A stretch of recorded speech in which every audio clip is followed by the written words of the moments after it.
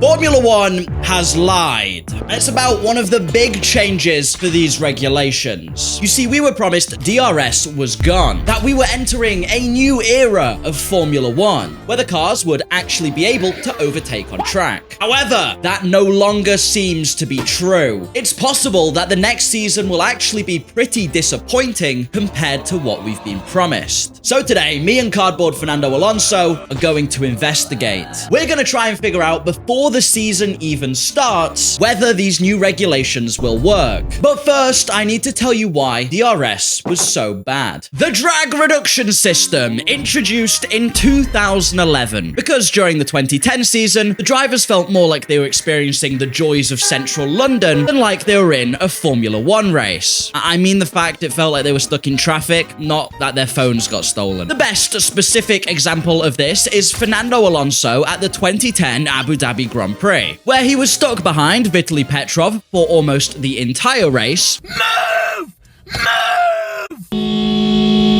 And ultimately lost the championship. I genuinely believe this photo was the last time he smiled that year. Now, despite the fact I'm about to slander it, DRS did have some benefits. In fact, I would much rather we had DRS than not have it. Mostly because without it, there would genuinely have been no overtaking between the years roughly 2018 to 2025. The cars had just gotten too humongous at that point. If you don't happen to know what DRS was, it was a system that detected when you were within a second of the car ahead and allowed you to open up your rear wing, gave the drivers an extra bit of speed because aerodynamics. It had some big drawbacks though. Drawbacks that you, the viewer, are going to need to be aware of so that when the racing starts in 2026, you can decide if it's good or not. Drawback number 1, the DRS zone. Formula One has always had parts of the track where more overtakes would happen. Typically, it's a slow corner after a long straight, which is actually why so many turn ones are hairpins or chicanes. However, before we had DRS, you would actually see the drivers using more of the track to race each other than you get nowadays. You basically had to take any opportunity you could to get past someone, and maybe DRS made things too easy. If a driver had the option to battle through a risky corner and pull off a difficult move, they wouldn't do that when they can just wait for the DRS zone and go by a hell of a lot easier there. So when it came to tracks like Hungary, which only had 2 DRS zones, one of which, let's be honest, barely saw any overtaking, this entire section of track had basically no action, and it was only useful for setting lap times. 99.9% of the time, you would see the overtake happen into turn 1 and turn 1 only. Unless it was Max Verstappen or Fernando Alonso, because for some reason, they can do it anywhere still. They are genuinely just aliens. But reducing where the overtakes happened was not the only issue with DRS. I take you to drawback number 2, the detection points. Now, at most tracks, each and every DRS zone had a detection point. It would literally be a white line on the ground before the zone that measured whether you were in or out of the 1 second gap you needed to activate the DRS. Most of the time, this was fine. Sometimes you would get drivers playing a game we like to call DRS chicken, which is where they would intentionally slow down in order to drop behind and get access to DRS. And then you could just fly past the person in the next zone a lot easier, which is another way, may I add, how side-by-side racing was killed by DRS. But for this example, let's stick specifically with Hungary, because Hungary did something interesting. Instead of having a detection point for every single one of its zones, it had 1 detection point for both. This was obviously to prevent those games of DRS chicken happening at the first corner. But it meant that when a car overtook into turn 1, which like I said happened most of the time considering the person would have the slipstream effect, the rear wing open, and probably was using their battery. Plus, attacking is generally easier than defending because those bloody woke stewards don't let you weave anymore. I can't take that seriously. So anyway, if they got past at turn 1, there is another DRS zone. But remember, the detection point is here. That meant that despite the other car being ahead, they would get more DRS. And the guy behind would obviously have no chance of catching into the next corner. So the overtaking aid, the thing that was meant to make racing more interesting, actually made it worse. Which is why when the news was announced about these new regulations, I was a bit worried. Evil Fernando Fernando, this investigation is making me thirsty, man. No rest for you, DanNoSkill. Why must evil Fernando do this to me? I need tasty hydration. Holy shit. This video is sponsored by Holy. Hey, evil Fernando. It's time to die. The other week, Holy offered to send me some of their drinks, and usually, I'm not a fan of traditional energy drinks. So when I tried their energy drinks, and it actually tasted nice for a change, and I didn't have a caffeine crash thanks to their 4-hour caffeine release, evident by the fact I'm still able to fight Fernando.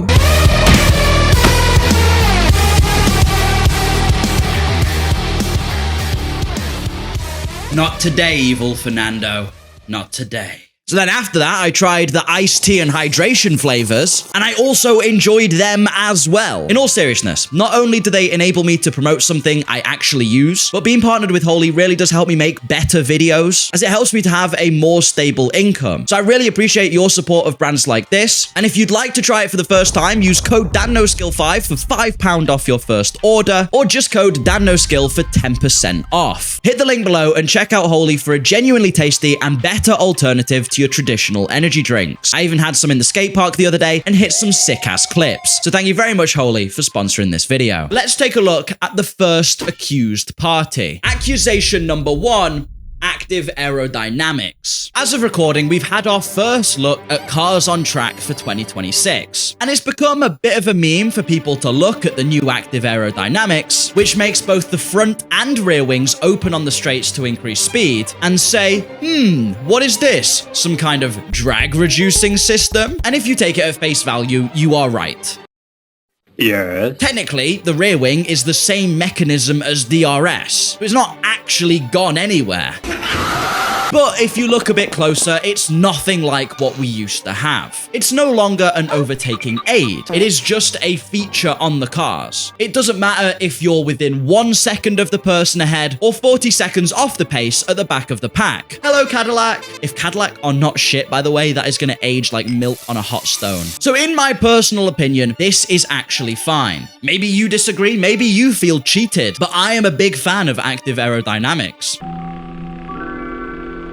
I think they're very cool and very Formula 1. So if the active aero is all good, what's the problem? But let's go ahead and take a look at accusation number 2. Overtaking aids. Overtaking aids are not a faster version of a disease spread by bodily fluids. They are precisely what DRS was, a method of helping the drivers to overtake. F1 has actually had more than one of these for a while. For example, last year we had the ERS modes or battery, which would also give you extra power. For these regulations, we're actually getting 3 new steering wheel buttons. Sadly, none of them will be the Jensen button. Instead, you will have recharge, which charges the battery. I mean, that seems pretty self-explanatory. And you will have boost. Now, boost is again what it says on the lid. You can really tell F1 is appealing to that American audience. In the UK, we'd probably call it Lecky speed or something. Can I get a button for me, Lecky? Anyway, when boost is pressed, you get an extra bit of energy to help you either attack or defend. This, just like the battery modes last year, can be used whenever the drivers want, as long as they have enough battery power for it. The third button is the more interesting one. I present to you overtake. Now, like boost, this gives the driver extra electrical power. However, it can only be used when you are less than a second behind the car in front, which will be determined by a detection point. Hang on a minute. Is this not just DRS? Is this not what F1 claimed we were getting rid of? You might think, well, no, because this is an electrical boost, and unlike DRS, where you could open the wing and use the battery at the same time, one driver could use boost mode and the other could use overtake mode. That could be fun. No, not true. In the promotional video for the 2026 season, there is a voice line from a race engineer that says you have boost and overtake available, meaning they can be used together and the person overtaking does just have a speed advantage. You may also be thinking, but Dan, there's no zones for this new overtake button. By the way, if you thought there were going to be zones for this overtake button, you are not alone. If you take a look at this promotional image, it sure does look like those are zones where you can use it. But no, those are meant to be the active aerodynamics zones. So some kind of like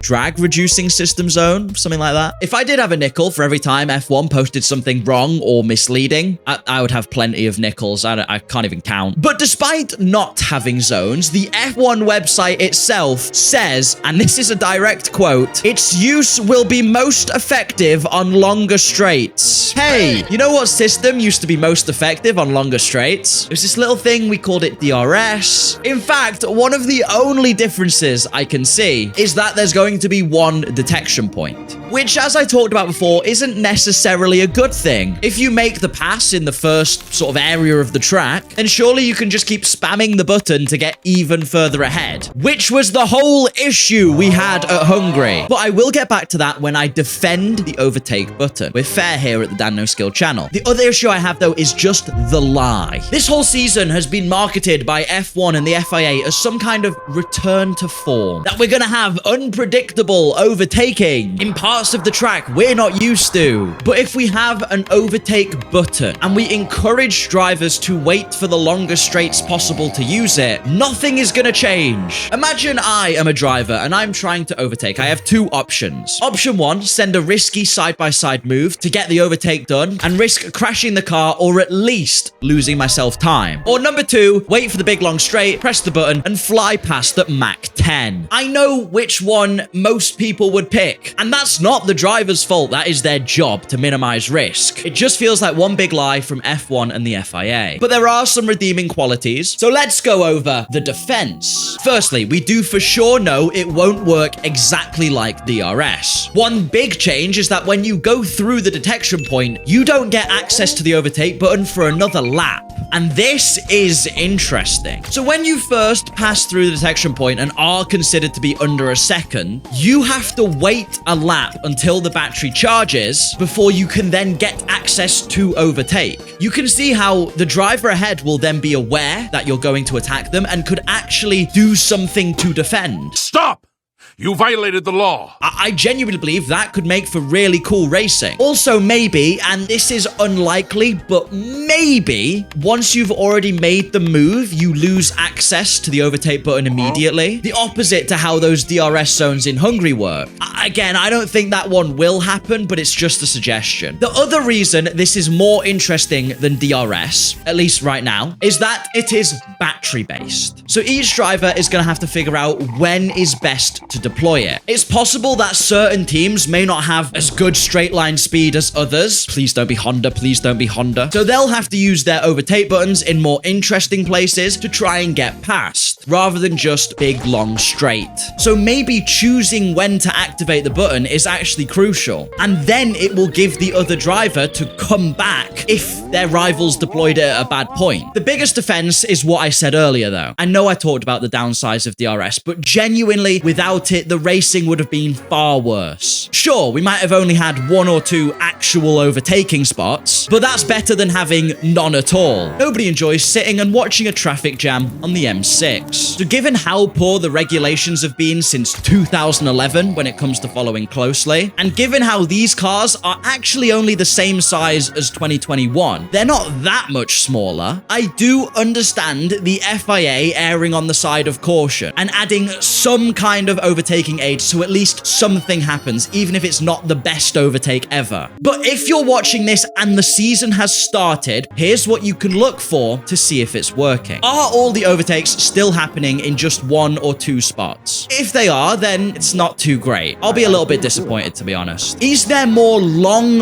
wheel-to-wheel battles or drivers passing and then repassing each other? If there is, that's great, and these regulations are working. And do we have people purposely dropping back so they can get access to the overtake button? In which case, it's far too powerful, and again, we're robbing ourselves of some action. I'm sure, though, if we really don't need it, the FIA will actually get rid of it. But I'm holding out some optimism that these regulations will be really good, unless Fernando Alonso is winning by 40 seconds, in which case, they can be shit and I don't care. If you do want to stay up to date with 2026, I'm not asking you to subscribe today. I actually want to tell you about my Discord server. Apparently, not many people know I have one. It's pretty cool, and it'll help keep you up to date. For example, I've been streaming a lot recently. Okay.